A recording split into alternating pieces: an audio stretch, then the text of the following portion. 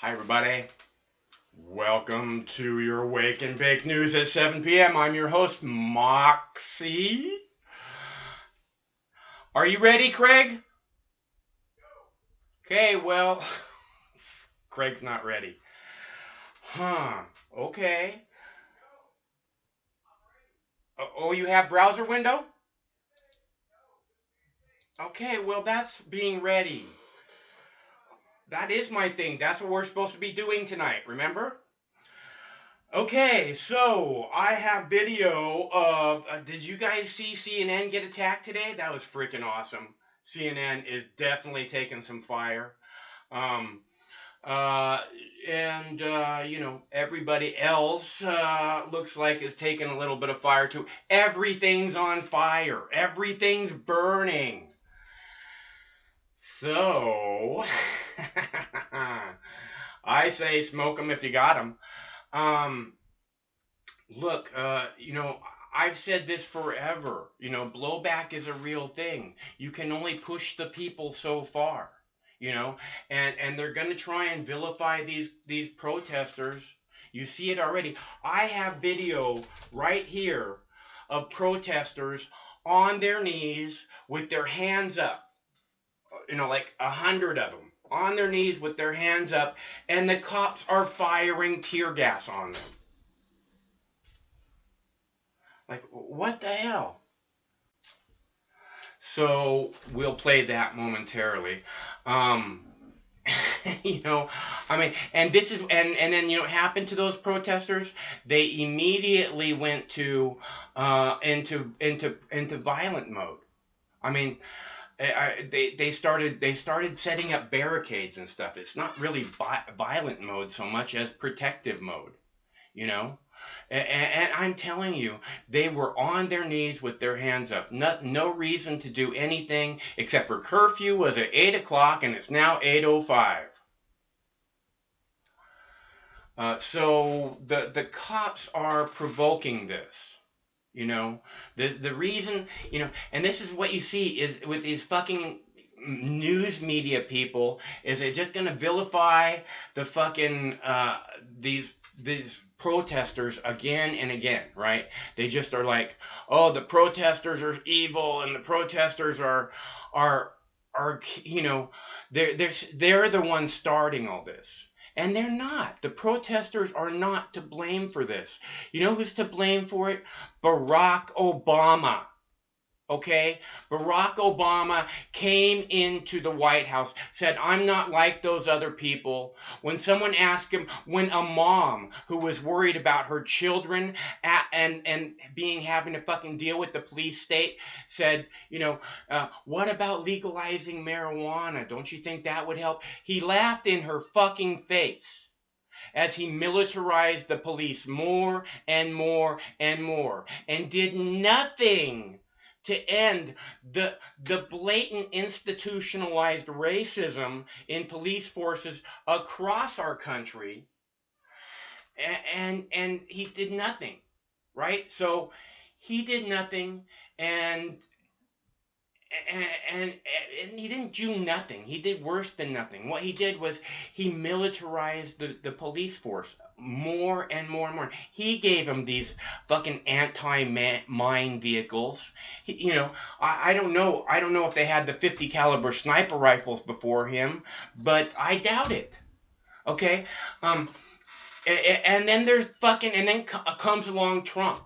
And Trump's like, oh, don't treat those people nicely. Yeah, rough them up a little bit.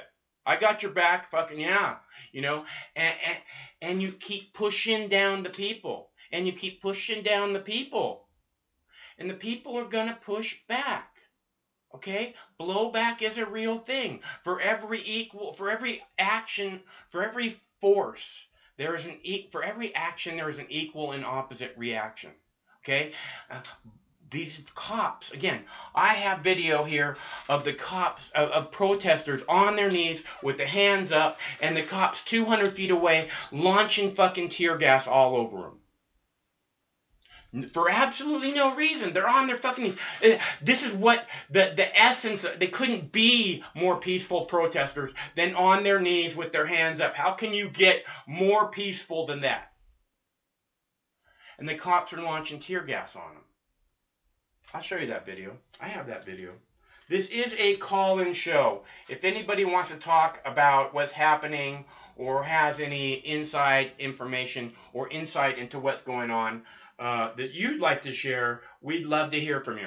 Again, please watch peaceful protesters on their knees, hands in the air, cops fire tear gas on them. Absolutely no reason except for to provoke. I can. So I'm going to get you two pictures. On the other side of the street, rocks are coming. You're seeing the National Guard coming. On this side of the street, look what you see. Look at what you were looking at. These are folks who feel like these streets belong to them, and they are taking a knee with their hands up, trying to show that they are peaceful protesters, but they believe these streets are their streets, and you'll hear that chanted often. This side of the protest, absolutely peaceful, quiet, hands up, standing, although in the street right near the 3rd precinct. It's like I'm going to have you move because they are making a move. You see the vehicles, the military vehicles, the National Guard there, Anderson. They are rolling past the first place to burn here during these protests, the auto zone. To my right, that is the 3rd precinct there. They are rolling past the 3rd precinct. There has been an announcement telling people that it is time to clear the streets because there is an 8 o'clock curfew. You will hear people chanting, say his name, George Floyd. That is what people are here for. They're here in response to the video they saw of George Floyd dying. And they are not planning on leaving. It is very clear they believe that they are the citizens that belong to these streets and that this is their home and they're not going anywhere, even though there is a curfew that begins in 2 minutes. Now you're going to start seeing people roll back because, all right, watch it. Let's go. All right. So that's just smoke. That's smoke from a flashbang. But it is. Okay. That right there is not tear gas, but you are seeing tear gas being deployed as well here. That's just smoke to try to get people to move back. But again, folks are moving back, but they're not leaving. This group of people, there were more people out here earlier who decided to go home, some parents with children, but these folks believe that this is wrong to them. To them, these streets are now theirs. Some of them are taxpayers, and they just absolutely do not want to go. Their pain, their anger, their frustration is still very, very, very high, and they don't feel like they should have to leave, Anderson. And Sarah, just from those who are just joining us, the 3rd precinct which burned, that is past that red brick building to your left. Where is that police? We saw a line of police in, I guess, riot gear or tactical gear coming in. I don't see the police anymore. Are they now just off to the sides? Yes. This is a really interesting tactic that I haven't seen before, and I know you've covered these protests as well when they have happened in other places of the country. I just never seen the police completely leave a place again. And last night there was no police presence whatsoever at a certain hour, and that is why you see the damage to the 3rd.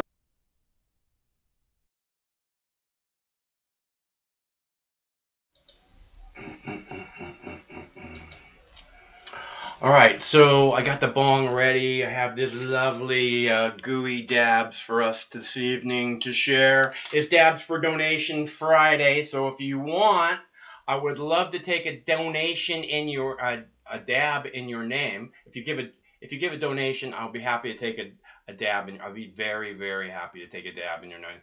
And the donations have been super slow, and I would not even bring it up, but a boy's got to eat. If you would kick down for a pizza, that would be super, super generous of you. So, I have this lovely dab ready to go. I'm going to do this now. And if anybody wants to call, the number is 805-669-6397, 805 Mox News.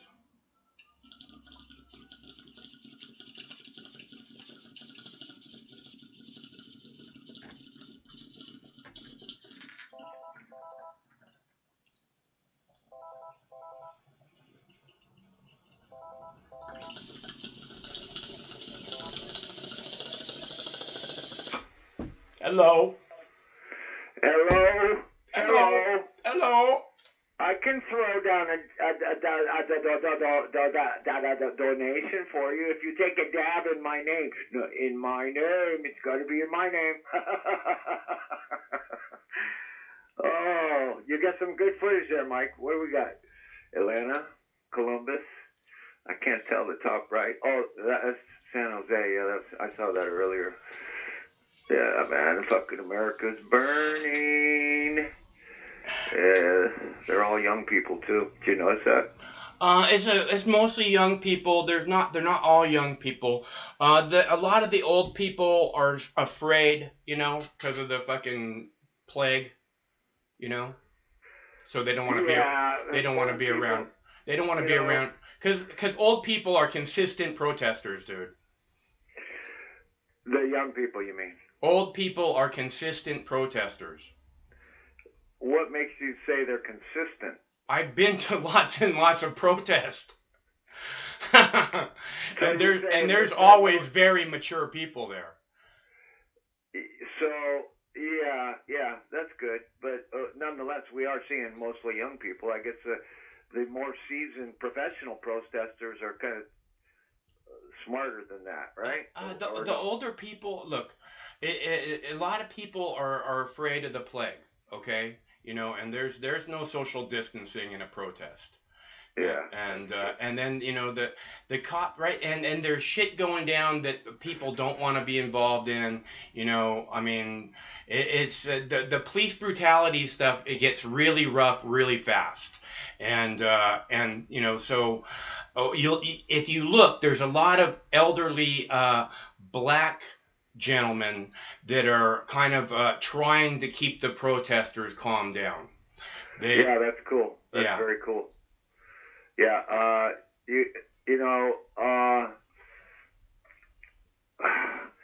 it's a manifestation of the underlying dissatisfaction and unrest with the total condition. It just took one spark. It took another police murder to spark this off. But it has to do with the economy, has to do with the justice system, has to do with the police state. It has to do with just I hate to say it, but the general insanity of society. A lot of these people are. Craig, are you looking for live feeds? Because I want some other stuff besides this. Go ahead, Michael. Sorry. A lot of these people, they're treating it more like a party than something that they could put their heart into.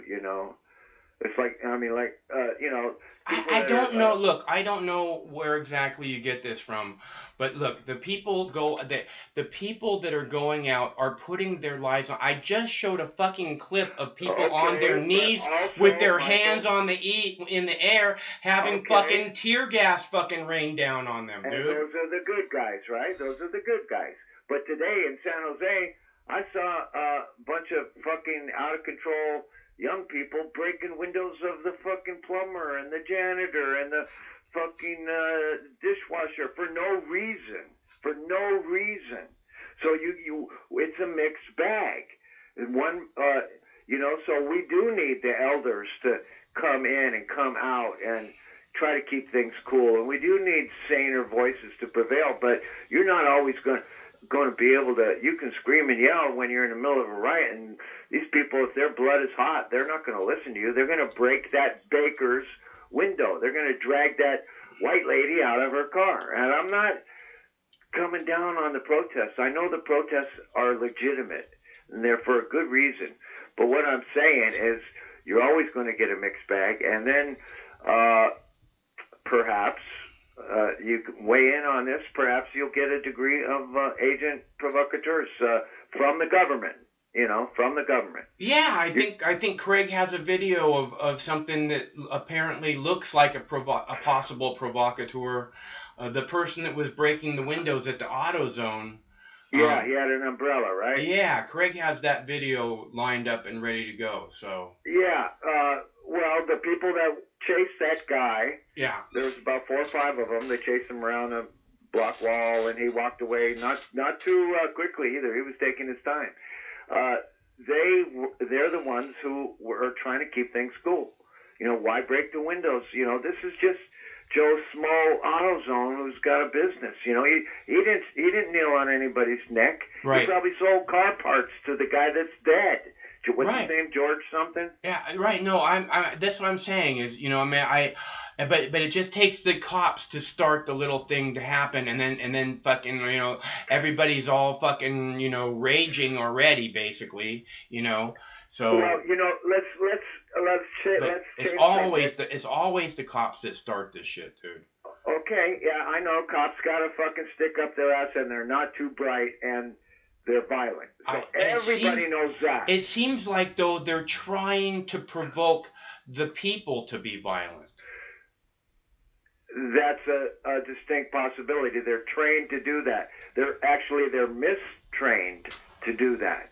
That, you know, if you're going to be a cop in modern day America or India or England, you have to be a social worker also, because you're dealing with society. So you got to learn how to assess the situation quickly and accurately and keep your head in all situations.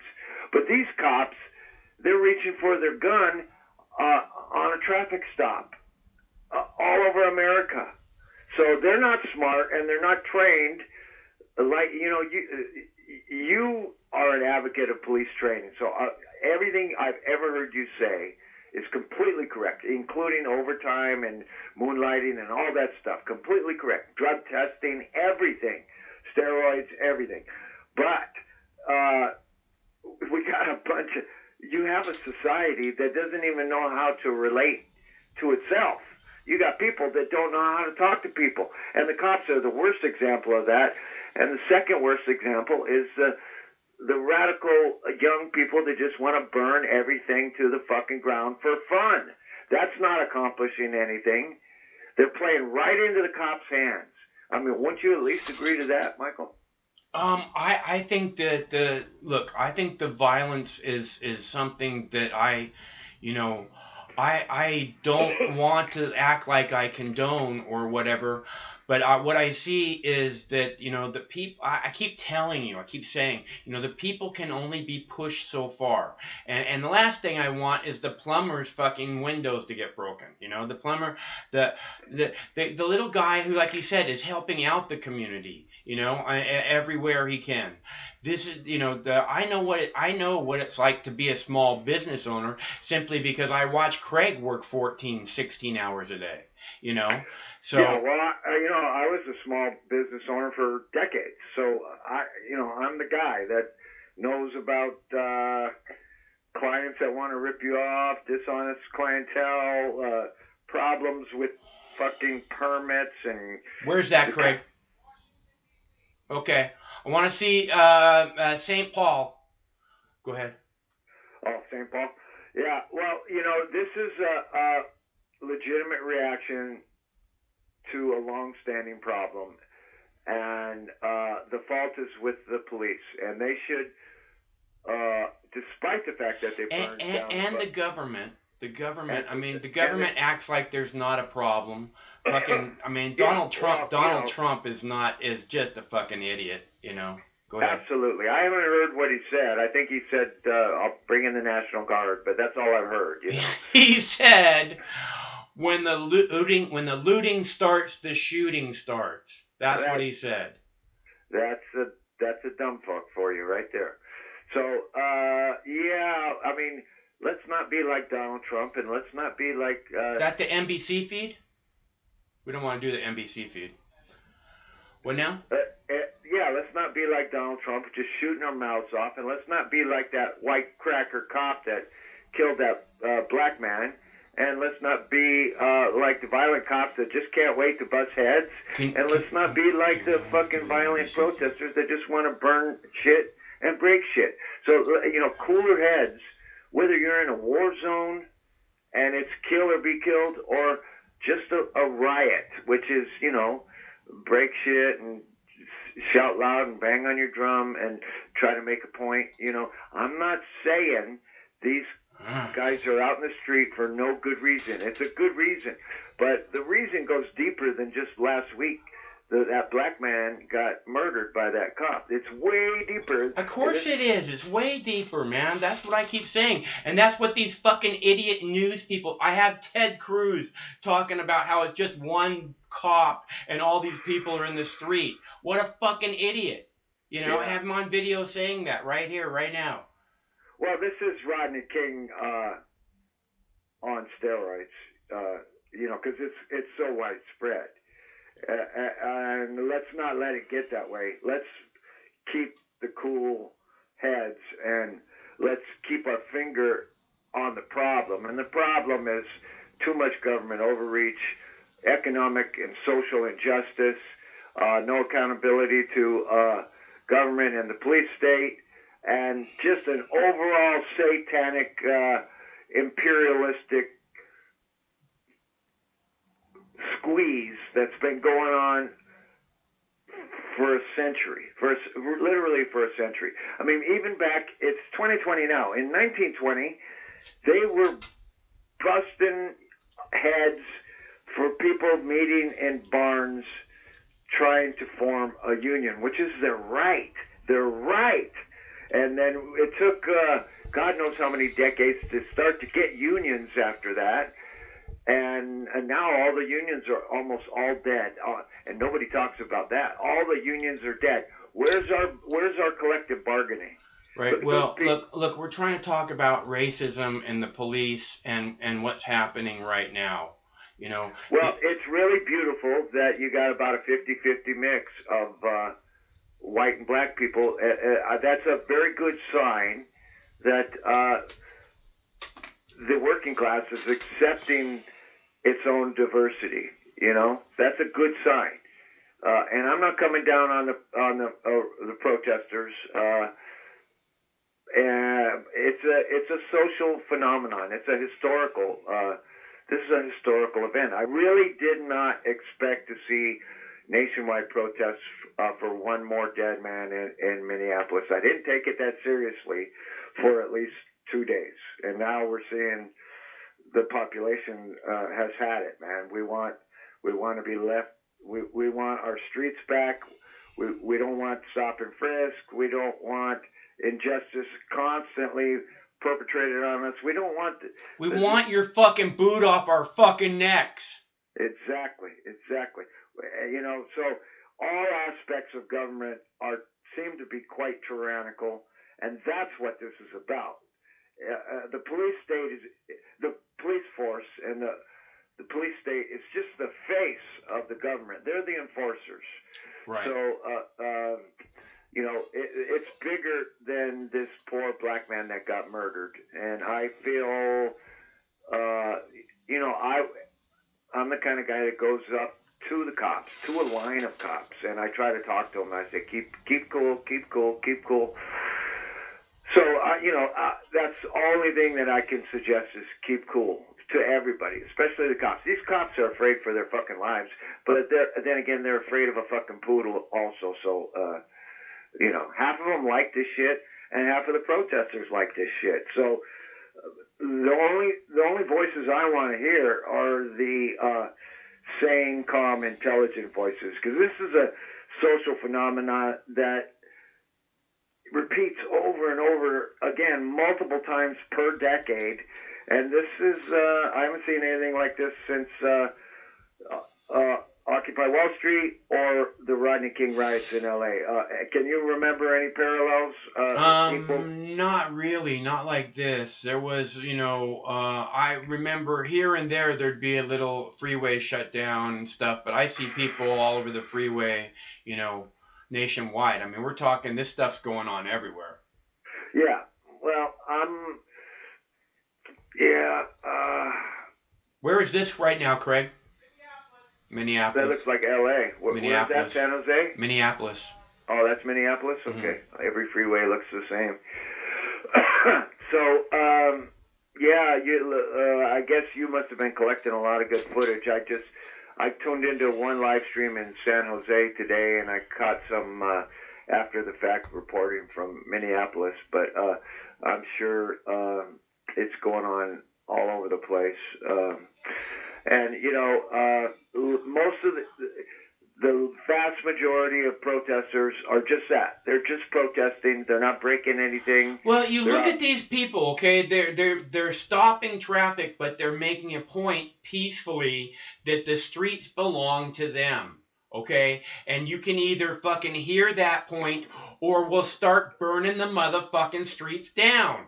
It's up to you. And that's not what we want. What we want is you just to hear our fucking voices. And I'm not saying I'm encouraging that. I'm just telling you it's up to you. It's where it's going to go. Either you fucking listen and you change stuff. You police have to fucking change. But you know what? The Seattle police are speaking out. They're like saying this is completely wrong. What happened, to George Floyd, and we do not condone or whatever that kind of treatment. So that's the Seattle police. The Seattle police chief called it murder. The woman, she's a woman, right? Yeah. Yeah, I saw that. Yeah. Yeah. So that's pretty advanced, and I'm sure there's other major police departments making similar statements of different strengths. That was a pretty strong statement, calling it murder. Yeah, I thought so. And that's a beautiful thing. So, yeah, man, I don't know what to do about it except keep a cool head, figure out what's going on, and watch. Just understand who the enemy is. That's what we have to do. And this is what I keep talking about. And now the people are in the streets going, look at the enemy. Look at the enemy. I mean, I just played video of them on their knees with their hands in the air. It's not possible to be more peaceful than that. And the cops fire tear gas on them. Right. Yeah. So, I've never been to Minnesota, but it seems like they got a slightly more radical police force in Seattle. Would you say that? Minneapolis is party central. So, is it? Yeah, it's got like a wild music scene, and it's just a really beautiful place. I haven't been there myself, but I've talked to people who are like, yeah, you're missing out, dude. So that's where Prince is from, right? Yeah. Yeah, well, we'll see what happens, man. But the problems with America run so deep, and they've been going on for so long, even though I am surprised at the widespread nature of these protests, it's also kind of overdue. We haven't done shit since 2011, since Occupy Wall Street. So I hear some people calling this like a rebellion or something, So I don't know what's happening right now, but fucking hell. Go from the plague to this shit, and you're like, okay. Well, this is the collective unconscious of America. There's no way that you could call some of this stuff consciousness. The more violent stuff coming from both sides is unconsciousness. And a lot of times people don't realize how pissed they are until something like this, an opportunity like this comes up. The guy who's just about to fucking go into foreclosure is so pissed at the system. He's been fucked for so long. It kind of reminds me of that movie with Michael Douglas, Falling Down. You ever see that movie? Yeah, it's a great movie. Yeah, it's like, you got a lot of those guys walking the street right now. Can you put something else on? I love that movie. If you guys haven't seen that movie, I highly recommend it. It's really, really good movie. It's about a guy who's just had all he can take. Yeah. And shit just fucking lines up to fucking, like, I love the McDonald's scene, man. I can't remember. Oh, wait, they didn't give him his order, right? He wanted to order breakfast, and it was like 5 minutes too late for breakfast. Right. I remember that. Oh man, yeah. It doesn't take. I mean, you've seen me. It doesn't take a whole lot to piss me off. Yeah. So imagine. I'll bet you that. Have you heard anything? Any statement coming out of the family of the murdered black man? Yeah, they want to see first degree murder charges, and this third degree murder shit doesn't cut it. But they didn't pull a Rodney King and say, "Hey, can't we all get along?" They haven't come out and call for peace or anything. I don't know. It's a pretty standard thing. You want to do that because you don't want to, somehow, like, you don't want people getting hurt, and people are going to get hurt, and and people's lives are going to get fucked because of this, and you don't want that to happen. So you try, or at least you try and discourage that sort of thing as much as possible. Well, the firings in the L.A. police department that happened after the Rodney King riots, the corruption that was exposed and that went really deep and really high up into the LAPD. It took about another 10 years to really expose the corruption in the LAPD. But the black people and the lower class people, they knew they were being oppressed 10 years before Rodney King ever got beat up. And he was basically the first, social media star. I can't think of anybody before Rodney King that was a social media star. He was the first one, I think. And that somebody just happened to, this is before cell phones, and somebody just happened to have a camera and was filming, and the black people in LA, I grew up in LA. I've been all over every inch of LA I know pretty well. And believe me, man, that was a volcano ready to erupt, and we watched it go on and on and on, and they changed venues to this white cracker city called Simi Valley, where I built the Ronald Reagan Library in fucking Simi Valley, man. And everybody in Simi Valley is a Republican. I hate to use that word, but it's true.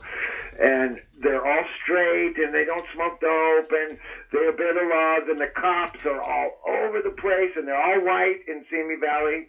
And every black guy in L.A. and every black woman in L.A. knew, as soon as they changed venue, what was going to happen. And it was just this boiling pot, ready to boil over.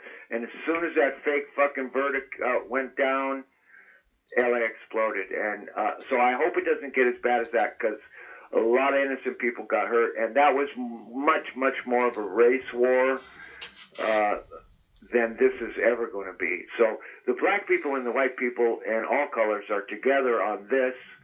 Because we kind of realize now, when was Rodney King? 92, I think? Something like that. Here we are. I don't know. When was it? 95? I don't know. I'm not sure. Yeah, I think it was 92. And so 30 years later, here we are. And at least we can kind of say that amongst the working class, not amongst the upper class, but amongst the working class, there's really not that much of a racial divide anymore. We all realize we're in the same fucking boat. I got lots of black friends. I got lots of Oriental friends. I got lots of Mexican friends. I got friends of all stripes and all colors. So this is not a racial thing. Police brutality is really not a racial thing, but it seems to be framed that way, I've even seen... I agree with you that the cops can't be included in my previous example, because I think cops do pick on black people more than white people. But on the other hand, I've seen black cops beat up a black perp and get really violent with them. Yeah. So that's because it's okay to beat up the black guys, and they're pissed off, and so they're going to beat up the black guys, the ones it's okay to beat up. Come on, dude, keep up with the program. So, when you join a police department, you're joining a cult. And, for a paycheck, which I guess you can make up to $200,000 a year if you really work hard. So, is that worth giving up your soul for? Because, in the old days, or at least in the movies, in the Hollywood movies, they used to I joined the force because my dad was a cop and he was the best cop, and now I'm going to be the best cop. But nowadays it's like, I get to beat people up and make 150 grand a year, so, and I got power. So the reasons, it's a cult. And no matter whether you're joining the New Age cult or the Catholic cult or the Republican cult or the police department cult, you're joining a cult, and you've got to maintain your own moral code. We who are on the road must have a code that we can live by. We all got to do that. And so I really praise all of these protesters, because this is not a racial thing. You got a 50-50 mix, white and black. We're all together on this. We know that there's too much police brutality. We know that our rights have been eroded and eroded and eroded and eroded. And this is not the last hurrah. This is not the last riot we're going to see, or the last police-induced murder either. But we'll see what happens with this white cracker cop, this dumb-looking motherfucker that killed that guy. And, did you hear that they worked at the same place? The dead man and the cop? Yeah, the cop worked at this club off duty as security, and so did the guy who got George Floyd. What did George Floyd? What was his job description at the club? George was security. They were both security. Yeah. Whoa, that's pretty suspicious, dude. That's pretty suspicious. Yeah. Whoa, I didn't know that. Holy shit. That's Hey, Mike, whoa. just a quick clarification on that. So George was an inside security guy that worked inside the building. The off-duty cop worked outdoor security, and there's no way they can confirm that the two knew each other, or they can just confirm that they both worked for that club. But generally speaking, so that you don't get things confused, you know who the security people are, right? Oh yeah, they know each other. Yeah. Yeah, that's They worked in. I guess they both worked there for a long, long time, like years and years and years. That is not a small detail, Michael. No, that's a there, big there giant could have been detail. some rivalry. And you think that that would be something that the news media would be investigating a little bit more deeply. Right. Yeah. But it's a very interesting situation. My heart is always on the side of the people, and I'm still cautioning to keep a cool head, and most people are. Man, it's kind of fun when you're in a protest like that. You see all these people, everybody's energy is high. You can pick up on girls if you want. Everybody's excited. It's pretty cool, actually. But, I'm always interested in the result. And I am anticipating, because we have an orange-haired goon for our supreme leader, that it's not gonna be too pretty very quickly. Well, when we had the black man as our leader, he fucking labeled the protesters in the streets potential terrorists at a time when there was a war on terror, and there were no potential to it. So yeah, well, same story, different puppet. They all got different styles. I'm just saying that this orange hair, whatever Fruit Loop that we got in a fucking Oval Office, horrible human being piece of shit isn't really that different from the last horrible human being piece of shit that we had in the Oval Office. Well, we all know that, but I think maybe only 50% of the people know that. They believe there's a big difference between Republicans and Democrats and Obama and Trump, and the only difference is the level of deceit. Well, you just have to look at what Obama did, and the fact that Black Lives Matter organization had to be formed under his leadership, because he did absolutely nothing to try and protect the black people from the police, the rampant police brutality that is obviously racist fucking, involved. Well, there's giant, Chicago is historically one of the most corrupt cities in America. Chicago mafia and corruption in politics and other areas goes back so many years. And so, Trump was, I mean, not Trump, Obama was promoted by communists, Saul Alinsky and people like that, and Jews.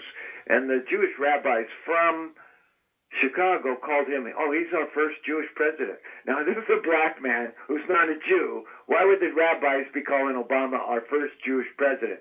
So, but Trump went way further than Obama ever did. It's like it's totalitarian tiptoe, like fucking David Icke says. Each new president just goes a little bit further than the last, and they have a different little puppet out front talking a different kind. Trump says something vulgar, grab him by the pussy, and Obama has these nice rhetoric, and he's an excellent speaker, and his IQ is very high. But it's the totalitarian tiptoe. I think Satan is next. After Trump gets another 4 years, I think the Antichrist is just going to come and be president, and we're all fucked. Netanyahu? Yay! I don't know what to say, man. I hate to badmouth Satan, really. I'm sorry, Satan. Go ahead. No, not Satan. The Antichrist, not Satan. Oh, okay. Satan's not the Antichrist, man. Satan is the light bringer, dude. So don't badmouth Satan. Yeah, I just apologized. I can't do more than that. Okay, well, yeah. Show me some good footage, Michael, and catch me up to speed, because I know you got at least fucking 6 clips of this shit. It's a good news cycle. Yeah, I have some clips. I don't know. I'm trying to keep kind of focused on the live feeds right now because when shit goes down, we don't want to be in a 8-minute clip or whatever. Yeah, so you got an eyeball on what's happening. And it is nighttime again, so we're going to see some more burning. Well, there's shit going on everywhere. Detroit, Dallas, fucking everywhere, So I want to... I have clips, but I want to try and pay attention to what's happening now, in the moment. Now, I had an idea as I was talking to you. I was thinking, this would be the perfect... Look at that guy. Look at that cop coming up to that fucking hot rod car, man. It's like, what are you doing, man? He's opening the door. You want this car? He's handcuffing him. He's dragging him out of the fucking car. Look at that. He's black. He's black. What do you expect him to do? That's a black man arresting him, dude. What the fuck? There's nothing wrong with that. What did he do? Throw a cigarette out the window? And now they're it's not a black man. It's a blue man. They're all blue men. That's some fucked up shit. But I was thinking this would be the perfect time for the CIA to release into the crowd the next version of COVID-19, called COVID-21 or something. And well, you see what you guys did? You spread the disease by your rioting and not social distancing. So they've already thought of that shit. I wouldn't put it past them, Yeah, no, it's I don't put anything past them, dude. They're pure. This government is pure evil. That's why the people are in the streets. They've had enough of your fucking evil bullshit.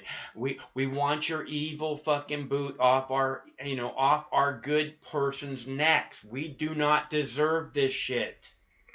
We're good people. You fucking are evil. Stop doing evil. Be the so-called heroes that you want to portray yourselves as.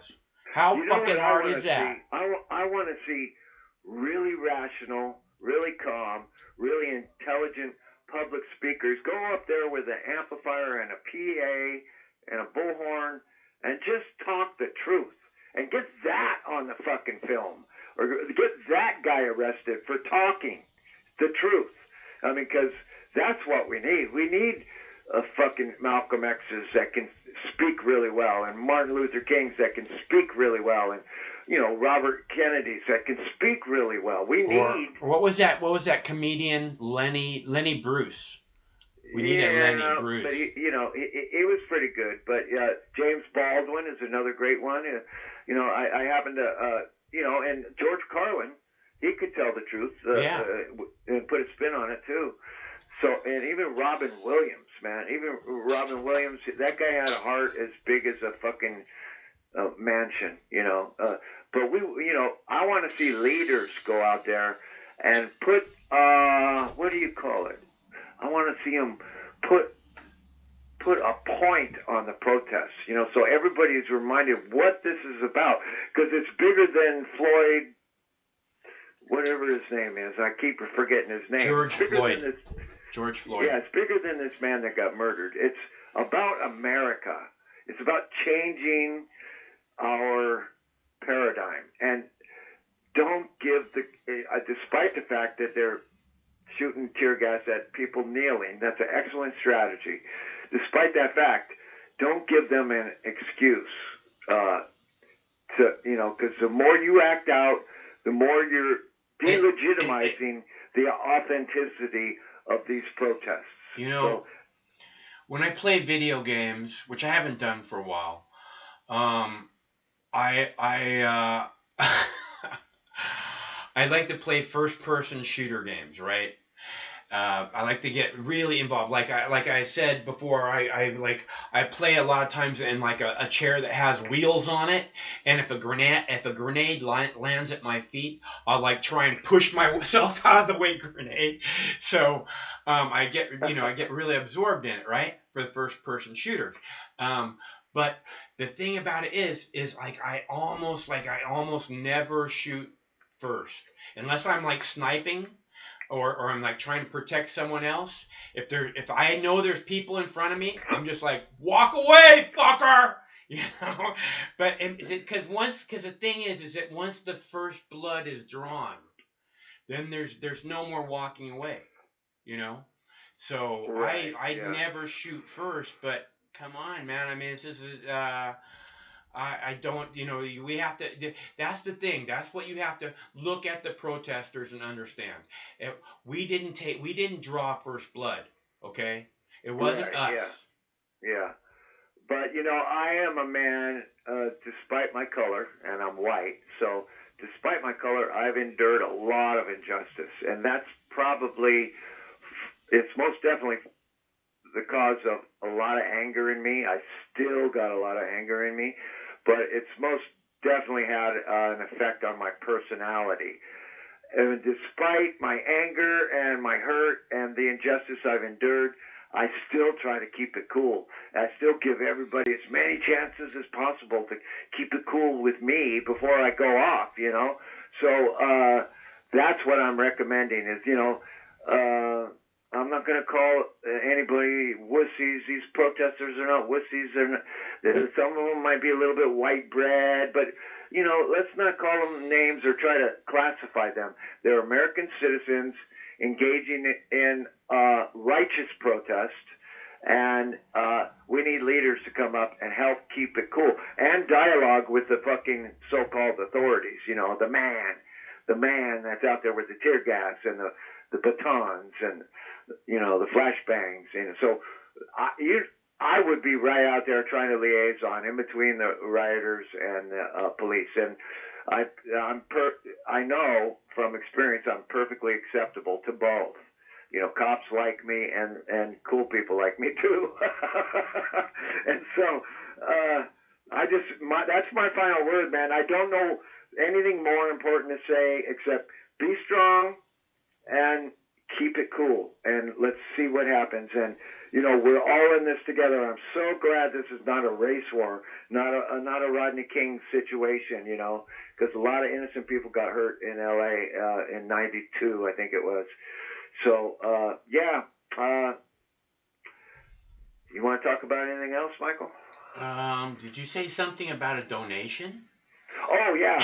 Throw me a link up there, baby, and I'll throw you some money down. Right on. I will do that. Thank you very much. It's very nice of you. Very generous. Yeah. Thanks for reminding me. Okay. Are you having plans for the weekend? Planting. This is the latest I've ever planted. You know, I usually have every plant in the ground by June 1st, and tomorrow will be my first day of planting. You got a lot to do. Well, that sounds like a nice weekend. Yeah. I'll get a tan, out in the sun, chillax, and watch America cannibalize itself for a short period of time. It'll be over within 3 days, I think. Yeah. Right on. Woolco's back. I see Woolco. Woolco, what the fuck? All right. It's good to hear from you, Michael. I'll put a link in the thing in the text in the chat for you. Thanks very much for your help. Okay. Have a hit for me, brother. Okay. Take care. All right, I will. I'll load one up. And that's our buddy Michael from Southern California. And if anybody else wants kick down for pizza, that would be very, very generous of you.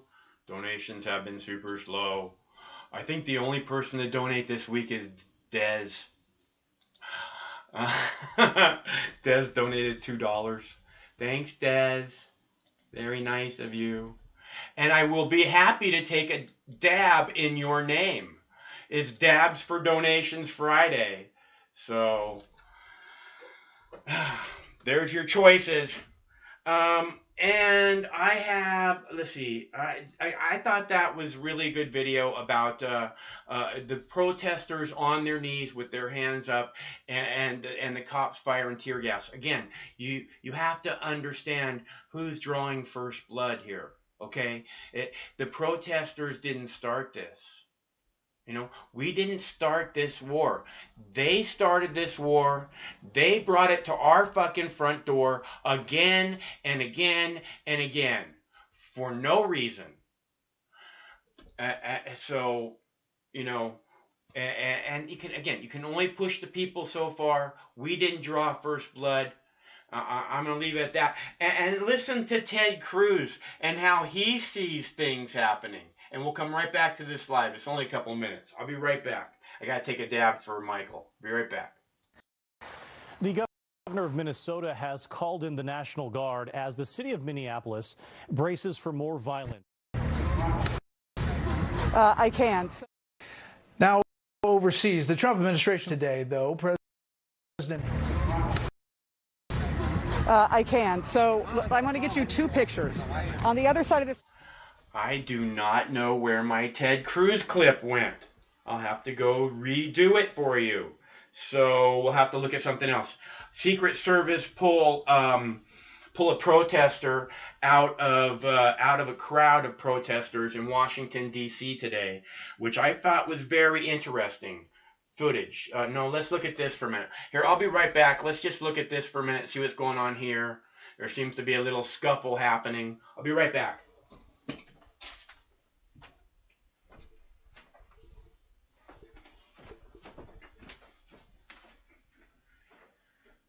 You want to do a show tomorrow?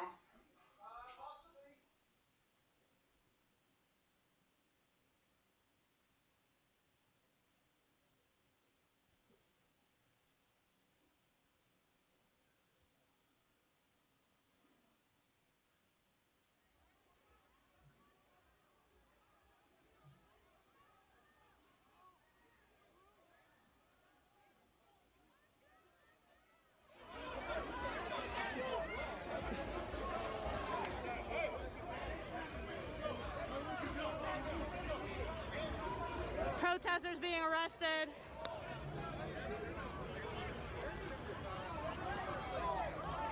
Hey, I gave them a little desktop audio, Mike. I gave them a little desktop audio so it's not completely silent while you're gone. Unmute your mic and mute the desktop audio when you go back.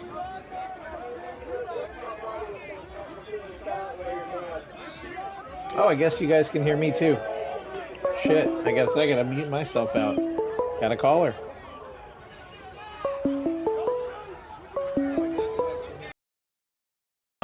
It changed off of that stuff we were watching.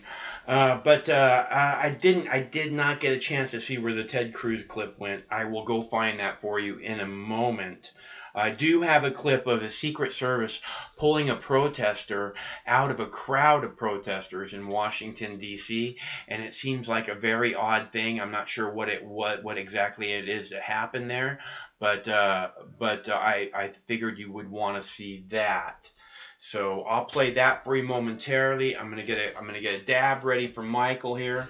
if anybody wants to call, the number's 805-669-6397, and it's always good to hear from you, so we can talk about whatever you want, but we're kind of talking about the meltdown of the police state at the moment. And I'm very interested in the police state as something that we've talked about endlessly for the last 15 years on Mox News. So it's important, and it's an important discussion to have, and at times like this, it becomes clear again who are the people that are the real threat to our personal freedom, okay? Because the real threat to our personal freedom is not the protesters on their knees with their hands in the air, right? Those are not the people that are trying to say you can't do whatever it is you want to do. They're the ones fighting. They're the ones fighting to say, these are our streets. Stop acting like the biggest bullies on the block and murdering people. It's unacceptable to us, and these are our streets, so stop. And I think that's an important discussion to have, right? I don't know who the police state thinks it is, who the government thinks it is, but it needs to end. And I've talked about this forever. And there's something bigger going on here. There's a whole bunch of fucked up shit going on here right now. And I want you to notice also about cops and wearing masks. It seems to me that not many cops are wearing masks. So, and you have to ask about yourself about that, because they have kids and everything, right?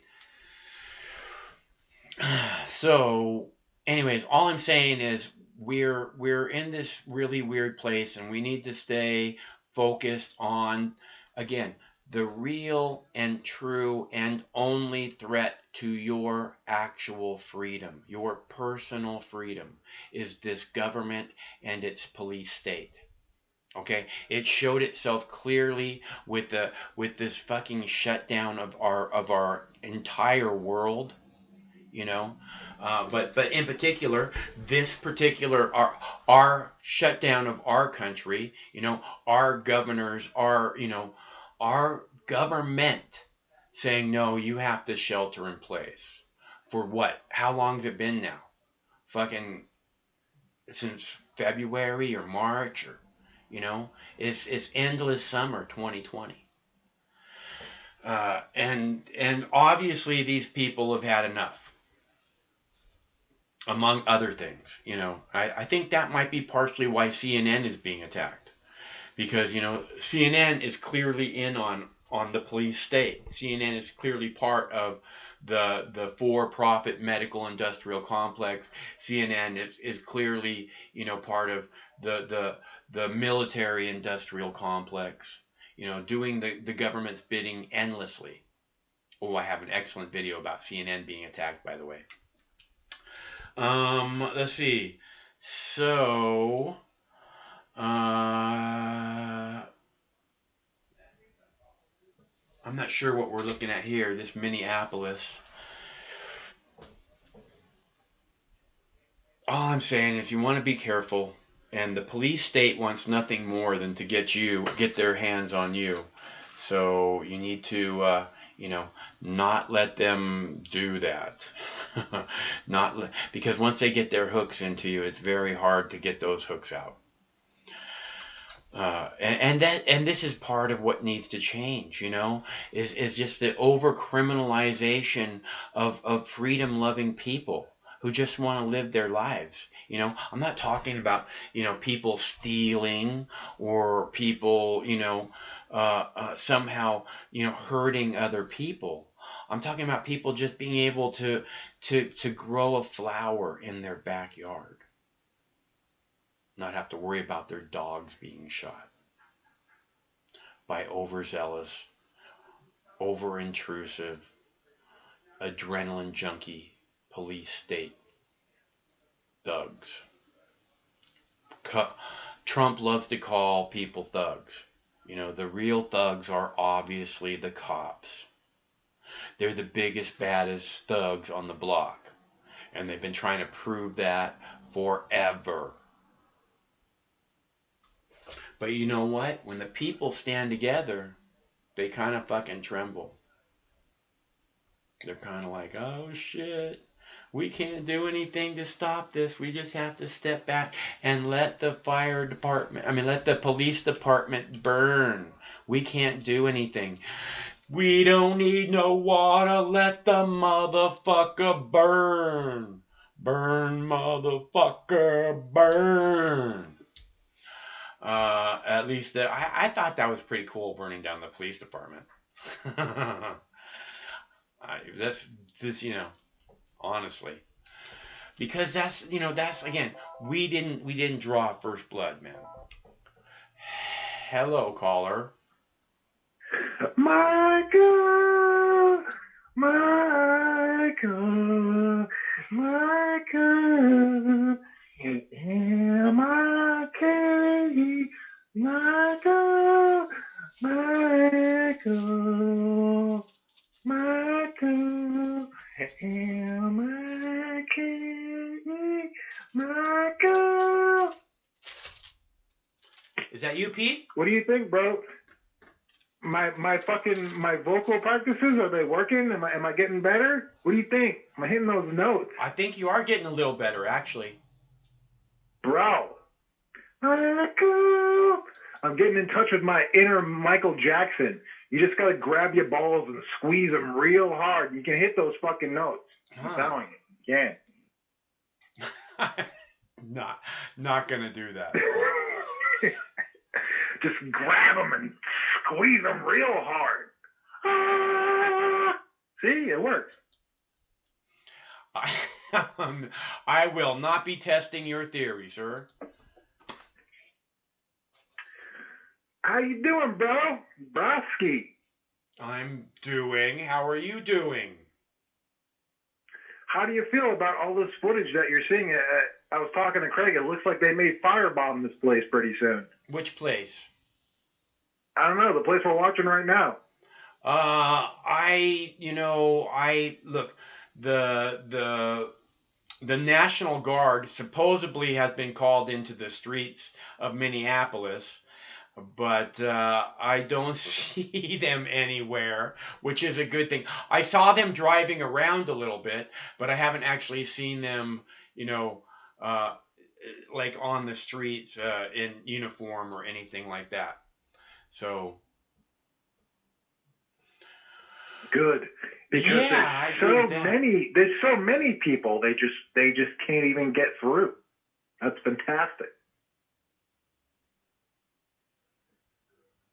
Hey, Mike. Yes. I don't want to change subject too much, but I was triggered earlier today when I was reading this article about our good friend Joey Biden, whom we all so much.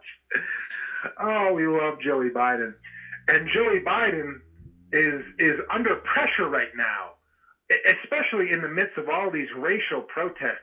He must hire a VP who is not only black, but also a woman. I mean, he must. I mean, how he can't fuck the person who's most qualified for the job. It must be a woman of color. Must be. God forbid. Well, he doesn't like groping men, so, he's not going to want to sniff on a guy for, Yeah, man, he's got to fucking have a little lady on the side he can slip a little finger, on the side to. We all know how Joey B rolls. That's how he rolls. All these women, touchy Joe. All these women acting like they don't know about all this fucking shit with Joe Biden is just unbelievable, man. Exactly why he has to have a woman of color as his running mate, which, from the looks of it, I mean, the only candidate is Kamala Harris, who we all know, yes, Wilco, I'm more than several drinks in. I'm like 7 drinks in now. But yeah, Kamala Harris, we all know from our good friend Tulsi Gabbard, Kamala Harris has exponentially grown the prison industrial complex in California. You know, I mean, that's just one of many instances of her catastrophic failures. She doesn't give a fuck about anybody, dude. She's a fucking piece of garbage. And Camilla Harris you is know, about as bad as it gets. So I think and the thing about it is, again, she called Joe Biden out as a fucking racist on the debate stage, and now she wants to stand next to him as a vice president. Right? He was evil. He fucking, he hurt us or whatever. He tried to hold back my future. Why would she want to fucking have anything to do with him? And now all of a sudden Joe Biden is like fucking great. Fuck you. You people are just full of shit. Oh, she's working for him the whole time. Like in the back of her head, she's like, this cracker ass motherfucker. I hate this guy. You know it. I mean, horrible, and she's just a horrible person. I couldn't stand. I just couldn't. The whole thing is just fucking depressing. She's gonna be the VP, bro. Yeah, and nobody's gonna call her, and not a single journalist will call her out for calling Biden a racist, and now she's fucking working with a racist guy. It's fucking bizarre world, dude. It's just sick. It doesn't matter because they're both gonna fucking lose to Trump, as we discussed earlier, because Joe Biden's a delusional old man with fucking dementia, so obviously he's not gonna win. There is that. You're right about that. Joe Biden is a demented old man. His brain doesn't work right, dude. I don't want to call him names or stupid things. His brain doesn't work right. Everyone can see that, and for whatever reason, That's why he's a prime candidate, Mike. Yeah. Just like George H.W. Bush was a fucking idiot who would just do anything that his advisors would tell him to do.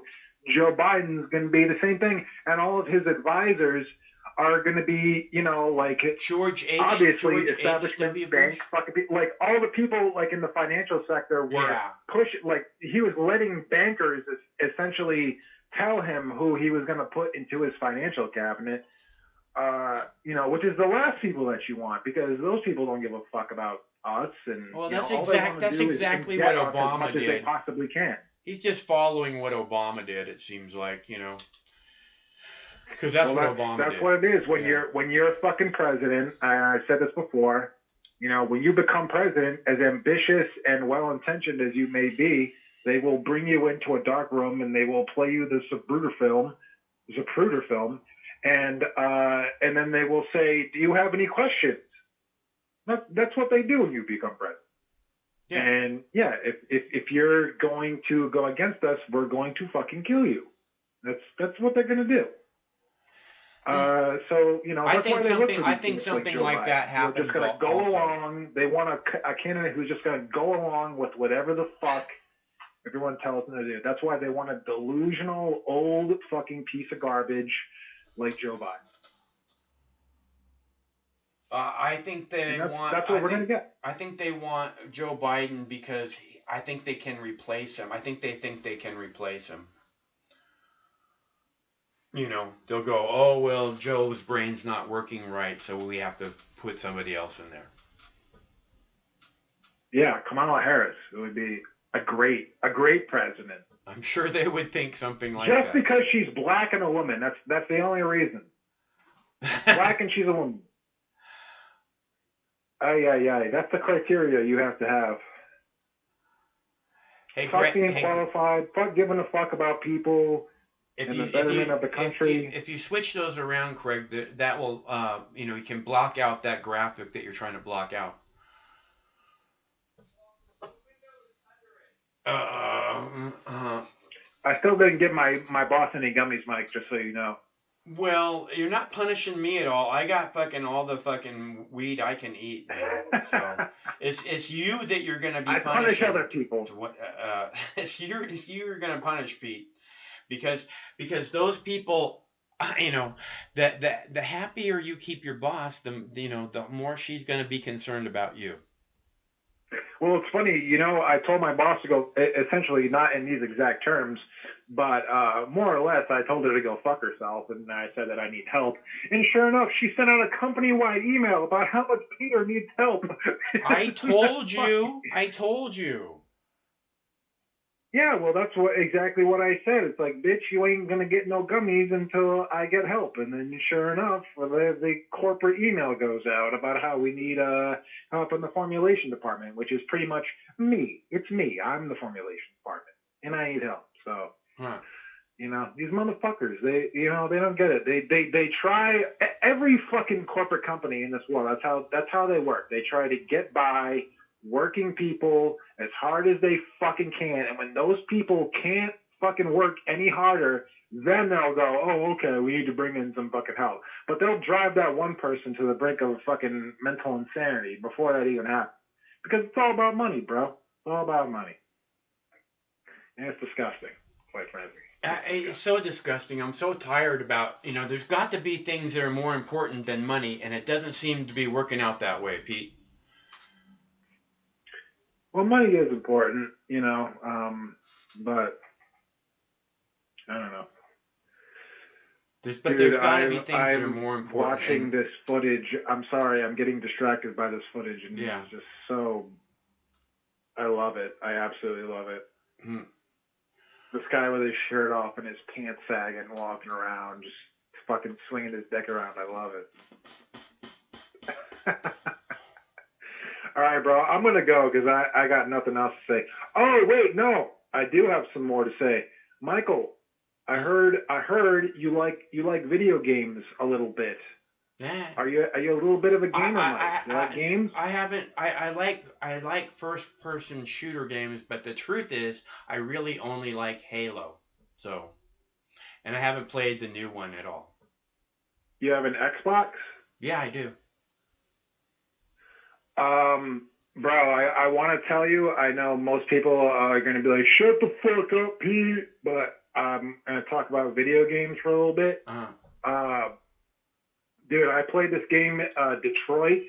The name of the game is called Detroit Becoming Human, and the whole thing takes place, just listen to me, this game, it's not like a shooter game. The game is essentially like it's a type of game where like it's like a choose your own adventure type of thing where it's like, you make decisions in the game and the decisions that you make kind of influences how the plot unfolds, right?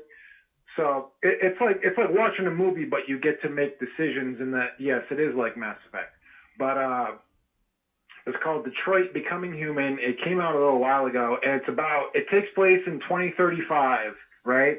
And it takes place in Detroit, and the plot of the story is that robots, androids, are being mass produced to serve humans, so they like they're like our maids and stuff.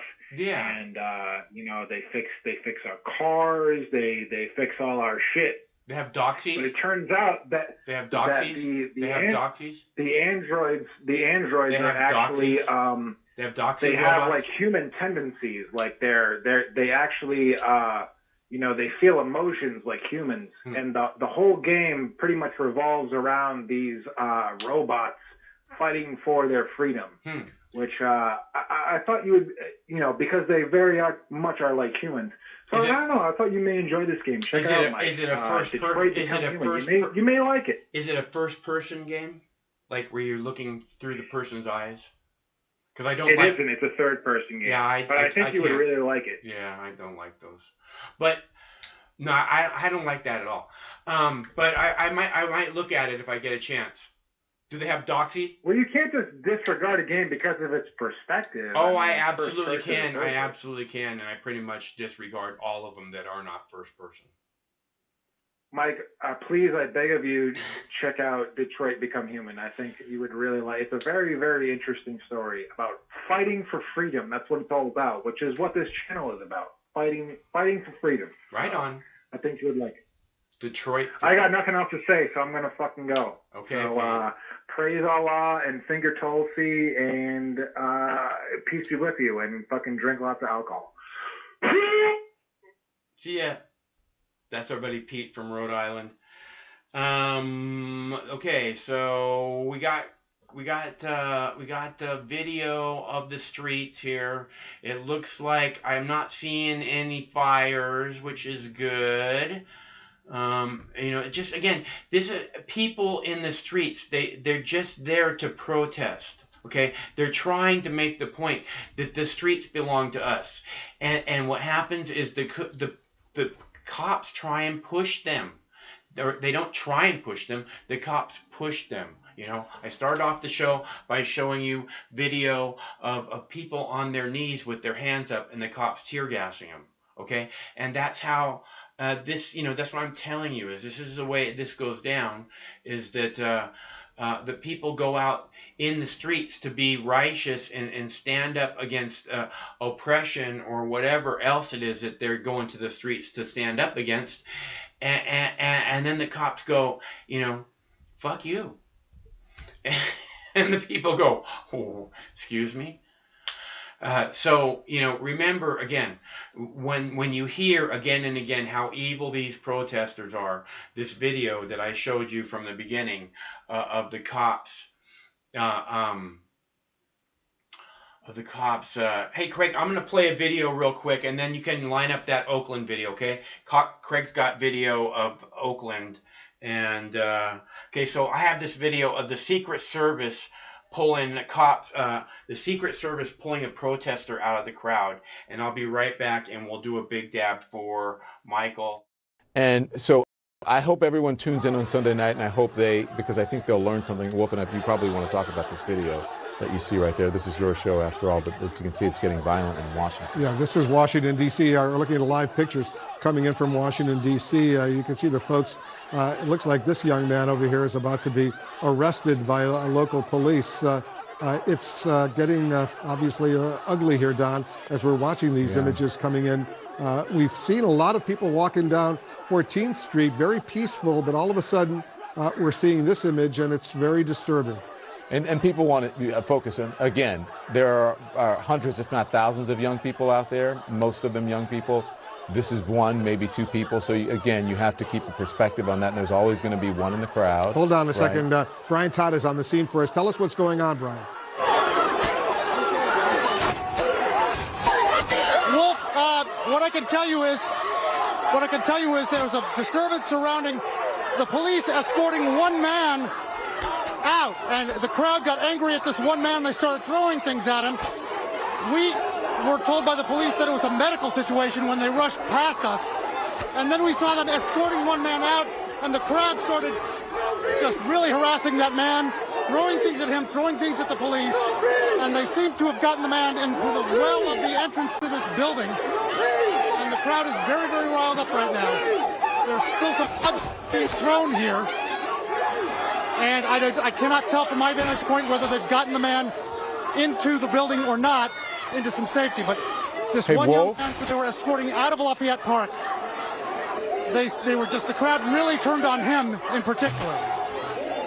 Wolf, yeah, go ahead, Don. Are you there? Yeah. I'm being told by Tara Setmeyer, who works for us, whose husband is also a Secret Service, or maybe former Secret Service. That is Uniform Division Secret Service, not local police. I just wanted to tell you guys that. So I don't know if that makes any kind of a difference.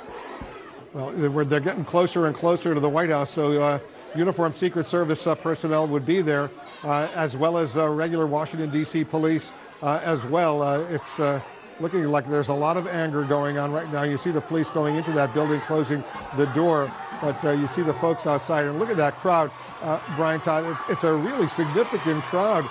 They were so peaceful just moments ago, but now they're angry. They are, Wolf, and now they're cheering. We don't know exactly what set them off. There was, as you mentioned, it was very peaceful, very boisterous, very passionate, and then They started to stream into Lafayette Park. The police and Secret Service rushed past us saying it was a medical situation. And then we saw them escorting a young white male out of the park. I have no idea what happened with that young man, but the crowd really turned on him. They started throwing objects at him, water bottles, things like that, at him and his police escorts. The police rushed him to this building, which is a bank building, incidentally, and got him into the building somehow. The crowd has now settled a little bit, and now they're chanting "No justice, no peace." We don't know exactly what set off the crowd, but I've covered a lot of these things in my career, and it can be literally anything at any moment that can set someone off. Again, we don't know exactly what that young man did. Here's the police detail coming to us here. It's actually Secret Service police. They are trying to get inside the building. So where are you now, Brian? Are you near Lafayette Park, which is right across the street from the White House? Yes. Yes, Wolf. Well, right across the street at about 15th and Pennsylvania Avenue, Lafayette Park is right behind us. Our photojournalist Jay is panning the crowd. You can see the park behind us. And the crowd is very intent on finding out what exactly happened with this young man who they got into this building with some real urgency. The police, they streamed past us. We got kind of pushed out of the way a little bit, and the police got him in. They were very concerned about his safety. He seemed like he was a little bit disoriented. But again, we don't know the incident that really kind of got all this going. We know that the crowd is very, very riled up right now, and we're going to see what happens. We're going to see what happens if anyone actually comes out of this building. And you see the crowd, the chanting here.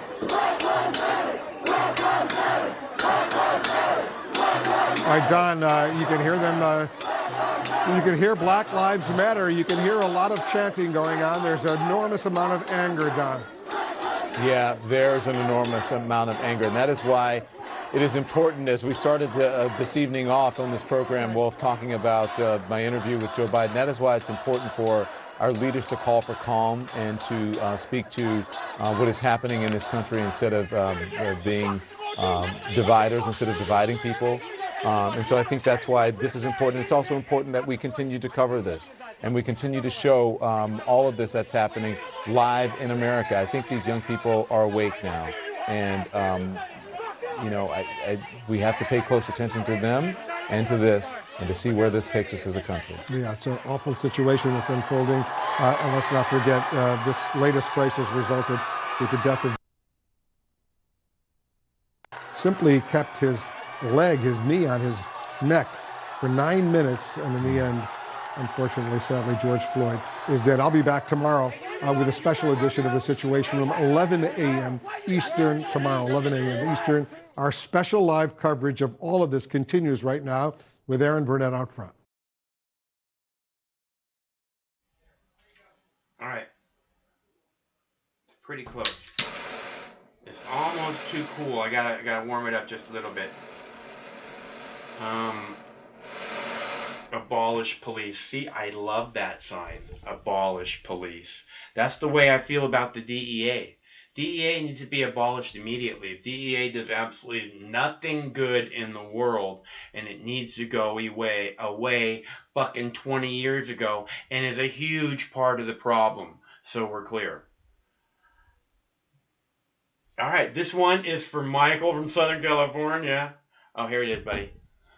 I can't see it, but it's a nice one. Trust me.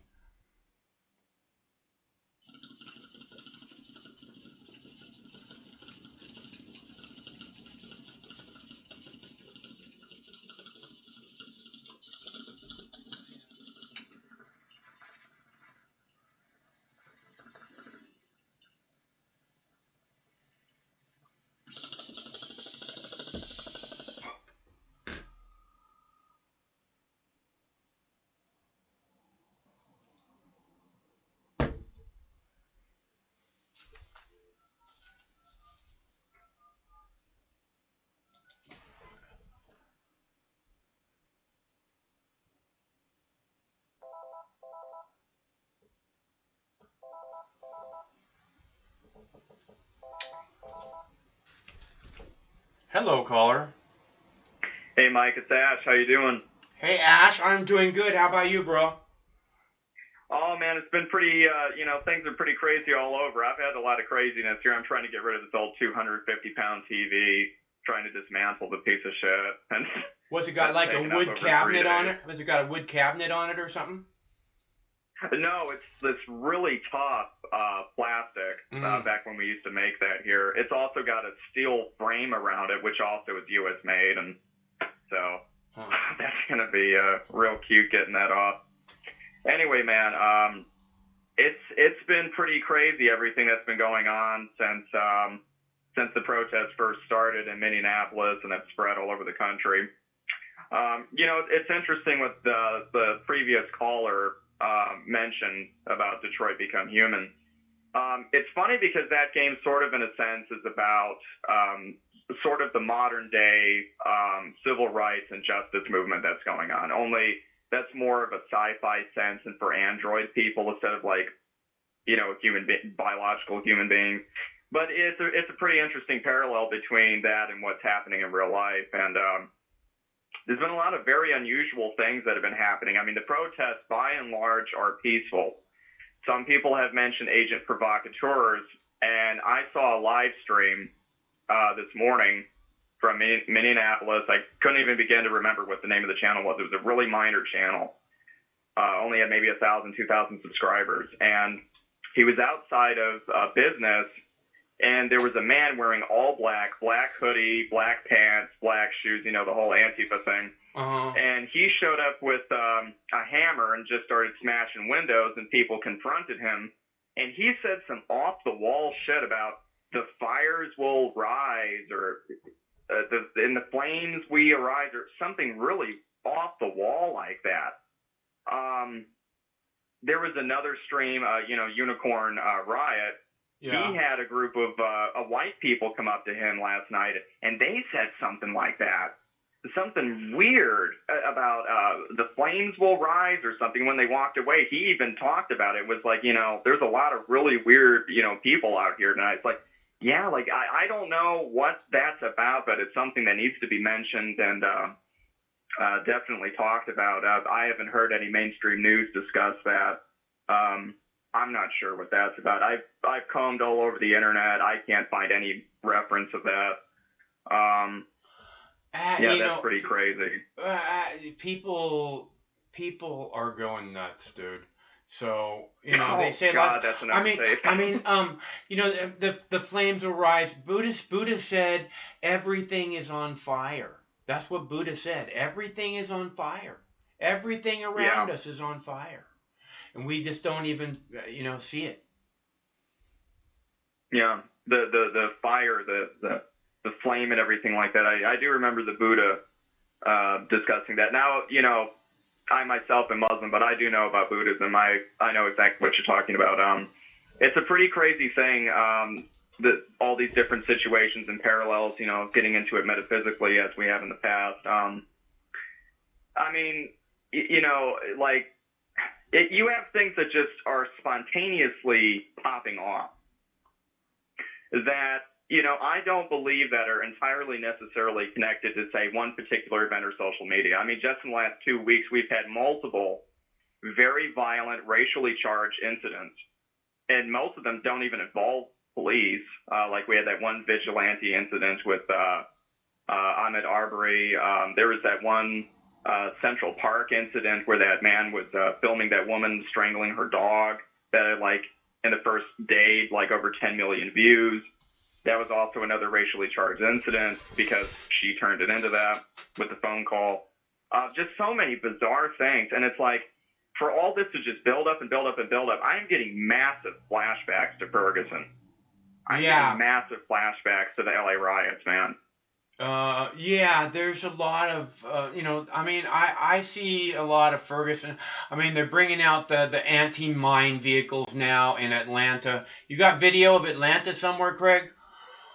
They're bringing out, I can see the cops marching down the street with the anti-mine, those big giant fucking MRAPs, In Ferguson they had those out. They had fucking snipers on top of them with 50 caliber fucking sniper rifles. Jesus Christ, man! I Like know. that bullet fucking. Oh man, it travels a long way. You point that at a crowd of people, give me a fucking break. I mean, it just reminds me of like riot control situations in Baghdad during the occupation, and this is happening on the streets of the United States. And speaking of which, something very interesting has been happening in Los Angeles. Last week or so, there's been a big controversy over the call to prayer being played over loudspeakers in the downtown area. I saw a video from this kind of plays into this because there was a video from 7 News Australia. George Floyd death, wild protests continue across the U.S. That was from one day ago. And they're in downtown Los Angeles, and you can hear over the loudspeakers the Islamic call to prayer in the evening. And this is all the while there's cops running around with grenade launchers. And it's just like, it's like we go to the Middle East and we fuck all this shit up. And then all these years later, it's like we're trying to bring these things and like recreate these situations here in the United States. It's just bizarre to see these parallels, and it's just very strange. And it's like people have been complaining for weeks about the noise and everything, and they talk about the constitutional rights and stuff. That's a whole nother controversy that apparently is happening that only one paper, the LA Times, is talking about. That's pretty insane. Yeah, I haven't heard anything about that, honestly. I'll look for that. I'll look a little bit harder for that information. I would like to share that. It's the LA Times talked about it. Just type in Islamic call to prayer controversy, and then the video is George Floyd death, wild protests continue across the U.S., 7 News Australia. And towards the end of the video, for the last minute or so, they're on the ground in downtown Los Angeles, and it was a pretty wild video. I was like, what the heck? Like, where is this? Like, it's just... And the CNN thing, like everything going on with the CNN building in Atlanta, I didn't think that would get out of hand. And it just seems like you have the whole problem, reaction, solution thing going on, right? We all know what the problem is. We see the reaction. There's no solution yet. So what we're having now is the formula has been changed a little bit, and now the solution has been replaced with escalation. Like, when the National Guard moved into Minneapolis, there were multiple people on the ground saying that this was over 4 or 5 hours. The Guard did nothing. They were on the ground. They just stood there. Nothing happened. There were still businesses that were attacked. Nothing happened. Nothing was prevented. And then you look at the situation today, and the Guard, again, is almost either completely absent or they just drive around. So then you got Trump making his comments, and the media is trying to manipulate that. It's just a very unique situation. Mike, where do you see this going on the ground as a whole in this country? Where do you see this progressing in the next 24 hours or so? Well, I see this problem, reaction, solution thing that you're talking about, because it seems like a lot of this seems like it was, kind of... It's like when I show the protesters on the ground with their hands in the air and the police launching tear gas at them. The only response you're going to ever get from that is pushback. So it's like they want fire. They want more fire. They want more military in the street. I'm really worried that some people are going to get shot, honestly. And if some people get shot, then it's going to get a lot bigger than what's happened right now. But, at the same time, maybe if it got a lot bigger than what's happening right now, it might be a really, really good thing. Yeah. I mean, looking at the situation, God forbid that we start seeing escalation like that, where we start seeing the police shooting people, because, again, going back to Detroit Become Human, that is exactly what happened towards the end of that game.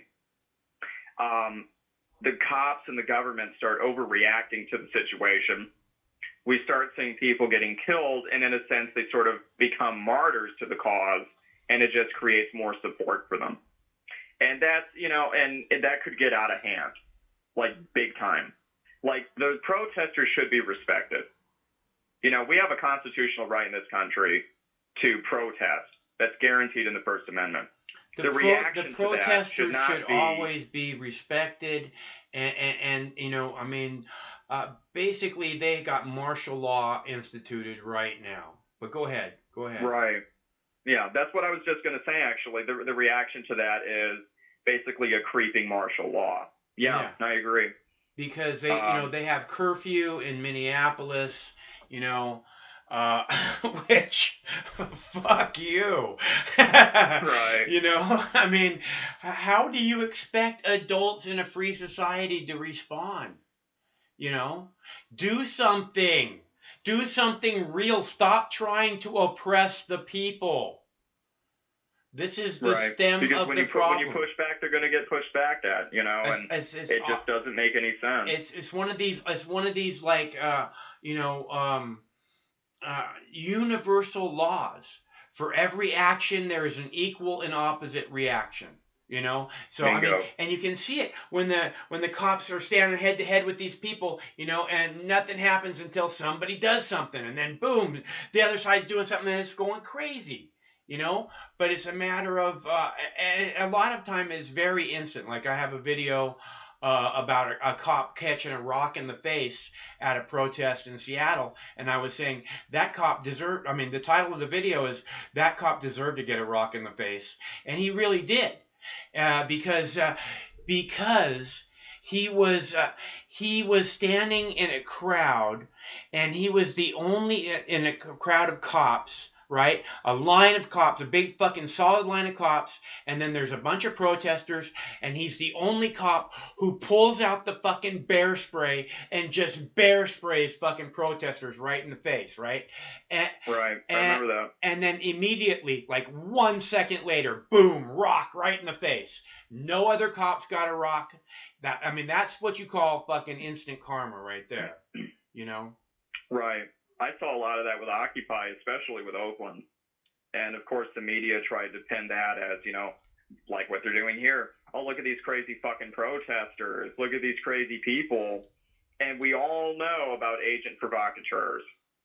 I mean, who are these mysterious people in all black going around stirring shit up? And a lot of these guys, they get in their car, their plates aren't even from the states that these protests are taking place in. Like in Minnesota, for example, this one guy's plates were Florida. That's pretty unusual. And people were chasing the guy, and he drove off. If I had that video, I would tell you that too. But yeah, it's there's something really weird here. And of course, you know, George Soros gets thrown around a lot, the Antifa thing. I have no idea, man. I honestly couldn't say. I mean, the fire arises thing, that's a very, very interesting thing. That's a common repeating phrase here. The fact that these guys are alone or they're in groups of 2 or 3. The other protesters and local people don't know who the hell they are. Yeah. They wear all black, and they're targeting businesses. And then the media looks at them and says, look at these businesses. And then everybody gets blamed for their shit. It seems very, very suspicious to me. Yeah, I agree. I saw, I mean, Craig has a video of that with the AutoZone guy breaking the windows. And some kid with a pizza's like, hey, what are you doing, man?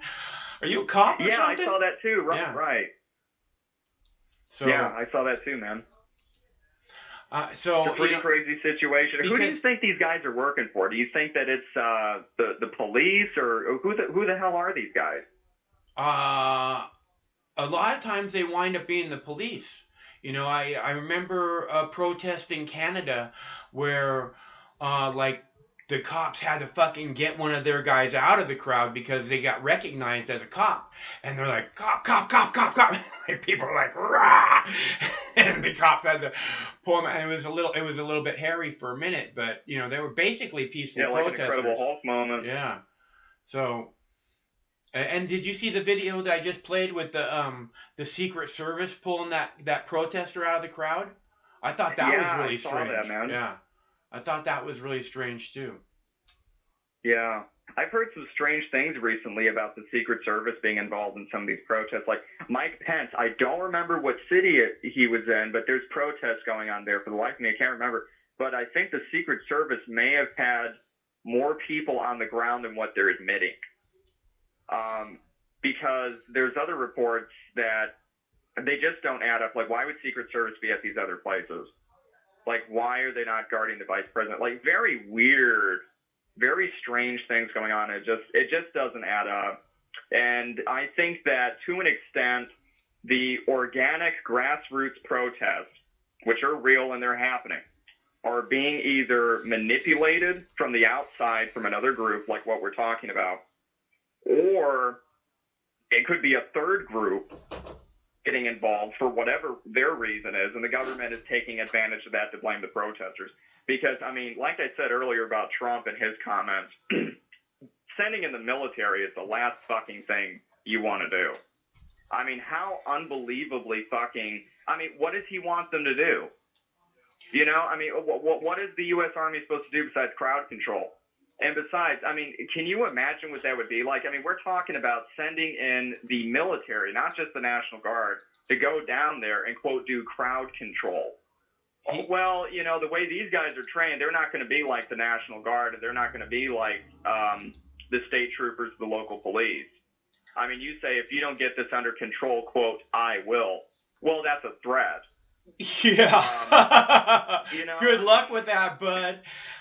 Why don't you just get it under control? The problem is there's no goddamn leadership. It doesn't have anything to do with fucking that the places are on fire. That's not the problem. The problem is that you're not doing anything in response to the people demanding that you do something.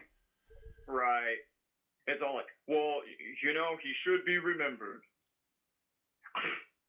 How many more of these fucking deaths and how many more of this police brutality and shit is supposed to go on, and we're supposed to say thoughts and prayers? I think we've had enough of that shit. Yeah, fuck and people that are shit. protesting and they're demanding action. Look, I keep saying the cops have to be held to a higher standard. If you're going to be put into a position where you're going to ruin people's lives because they got a bag of flowers in their pocket, well then yeah, you're going to have to piss in a cup every fucking day when you come into work. That's all. Yep. Otherwise, end the fucking drug war. Save a cop's life, end the drug war. There's a fucking t-shirt for you. There's a protest t-shirt, man. I want to be right there in the front of those lines with those people, with all the cops, and be like, save a cop's life, end the drug war. You'd be like, hey, yeah, fuck yeah. Yeah, and that's another thing that's not being talked about in the media. I have actually heard today some of the protesters talk about that. Like they're trying to expand the issues here. Like it's more than just police brutality. Like the whole system. Like I don't know if you saw just probably an hour ago, a rapper named Killa Mike over there in Atlanta spoke with the mayor of Atlanta, Georgia, and they were talking about their response to these protests.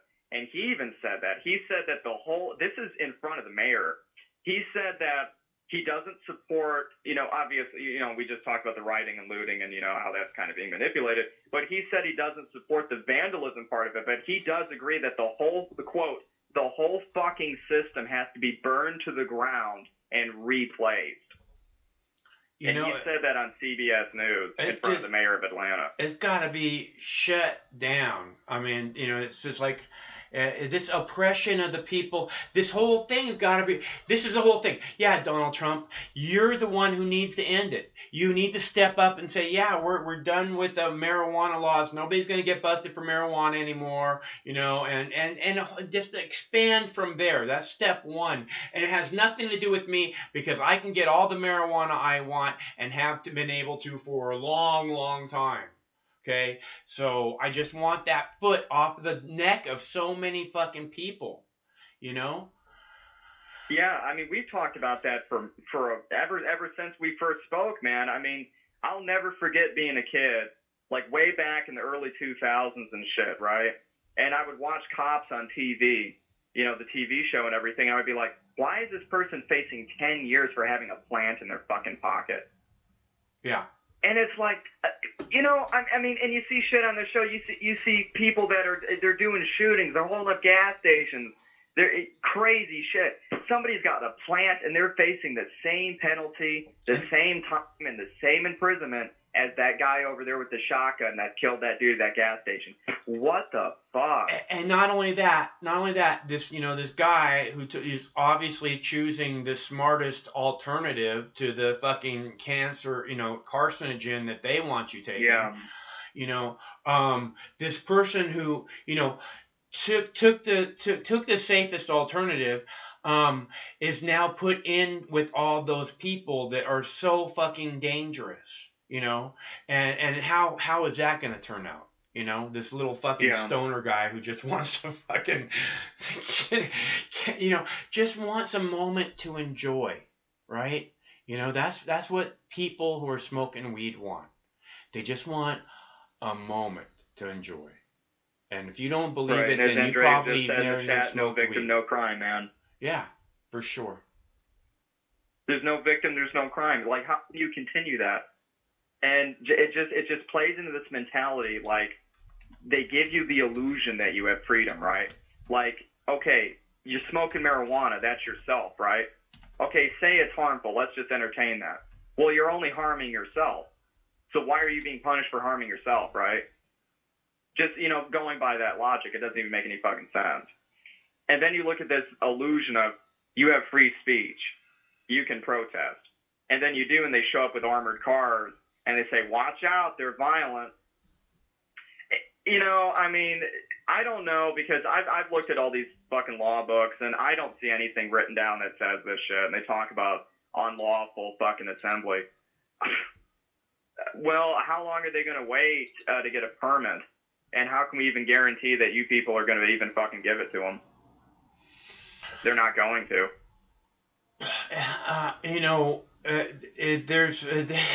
There's no fucking permits, dude. Okay, right? It's our streets. Okay, this is the whole point. And right. And I mean, that's when you see the people walking down the freeway. They're trying really fucking hard to be peaceful, man. Nobody wants to go out and fucking take a stroll on the freeway. They're trying to say, look, this is just a small crowd of people. Imagine if it was fucking all of us, because if it was all of us, it's over. It just all stops. Right. Nobody goes anywhere. It just, everything stops. We own it. It's right. our fucking streets. Figure it the fuck out.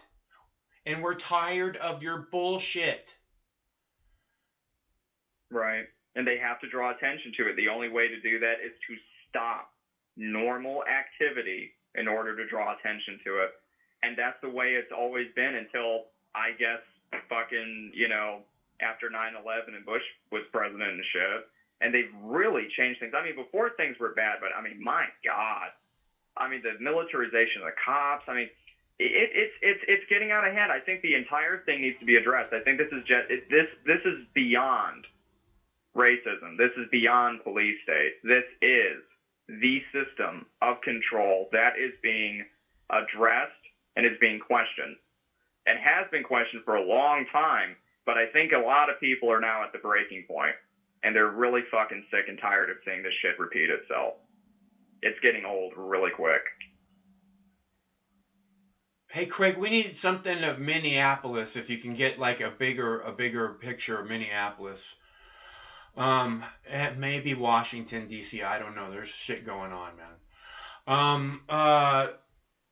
It seems like, do you think, it's one of the really strange things is that this happens it's not strange because it happens every day basically, but that there's this plague going on in the middle of this. And it's like the news cycle has been like nothing but this plague, 24/7. Right. And all of a sudden, we can, this is our way out of the 24/7 plague coverage. Or whatever. It seems like there's some kind of weird thing going on there too, that I don't want to act like isn't happening, and that I'm not seeing, and I'm just wondering if other people are seeing it. That kind of, there seems to be some weird thing going on there, dude. I'm not sure. Anyways. Yeah, I've noticed that too. I really, when I called in, I was thinking about talking about it. I'm glad you brought it up, Mike. I really don't know how to talk about it. It's that strange. I mean, I guess what I could say is, like, we go from plague alert, crisis, you know, we have to have social distancing, all this stuff, and now there's massive groups of people protesting. Almost nobody's wearing masks. There's no social distancing, and now suddenly the coronavirus has, like, I guess, at least for now, like, faded into the background, or it's like it's not even there. You know what's really weird is, like, the cops too. Like, almost none of the cops are wearing masks unless there's gas coming out. And the cops are like, oh, I just want to get home to my family. Well, what do you want to take them home to COVID-19 while you're at it? I mean, what's your plan here? Because I'm very confused. I thought we all couldn't leave the house without mandatory masks, or we will be shot. Isn't that what we're doing? Right. That's what I was told last week. I mean, CNN, most trusted name in news. Dun dun dun. You know they're the most trusted name in news, man. Fuck. I had to do it. I try. I try, man. You know, it's hard to have a sense of humor with all this fucked up shit. But yeah, you know, it's like, what do you make of that? You know, the CNN guys getting arrested and all that. Now the CNN building in Atlanta, you know, with the protests and everything. It's kind of weird how it's like the protesters like really fucking hate CNN. It's like CNN is like, why do they hate us? Like, I don't think CNN's special. I think if they could get outside of Fox News, they'd probably do something similar to Fox News. I was really surprised how close they allowed the protesters to get to CNN. That seemed a little odd to me.